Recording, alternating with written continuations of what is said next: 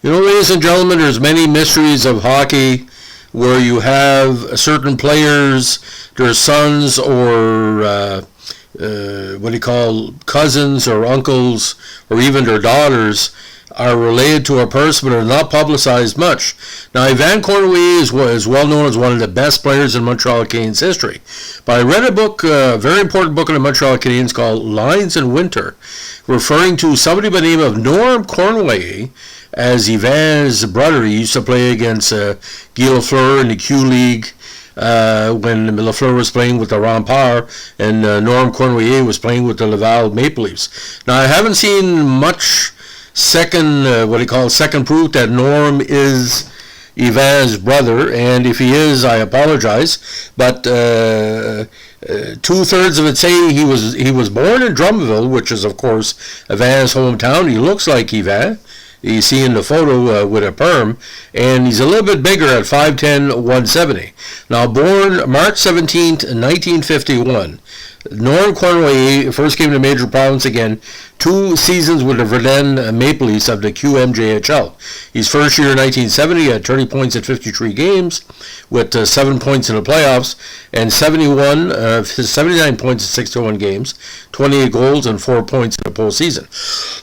Now, he remained just like Yvan, undrafted. First saw pro work with the Columbus Golden Seals of IHL. 3 games in 1972.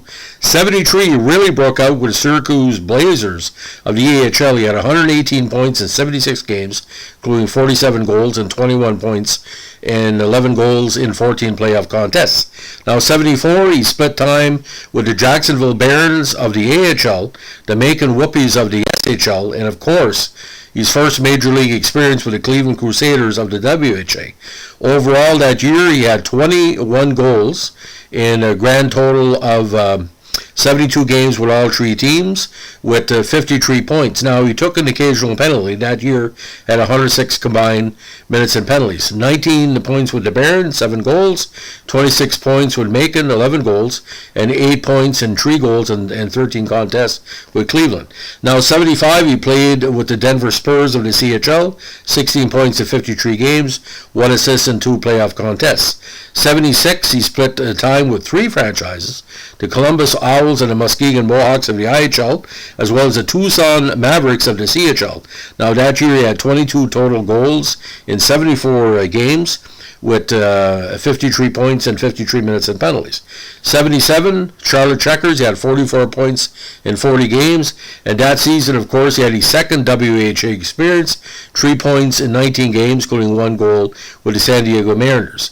Now, in 78, he played with the San Francisco Shamrocks of the PHSHL, 29 points in 23 games to wrap up his key minor league career. Now, with 11 total points in 32 games in the WHA, 4 goals. Now, San Francisco Shamrocks were a very popular team at the time and remained so even long after their closing. So, numerous leagues for Norm, again, CHL, IHL, the QHL, the SHL, the WHA, the CHL, and of course the PHL. Now, the San Francisco Shamrocks, if I'm not mistaken, they were one of the few teams of minor pro level to ever use the Shamrock as a key logo or within them. Anyway, but the PHL, a lot of key players through years, including Willie O'Ree, and that San Francisco Shamrocks team had a former NHLer Randy Wizarobe as their key player with 60 points in 42 games. Now, the team basically was very competitive, almost an all Canadian squad playing with San Francisco. Quite interesting.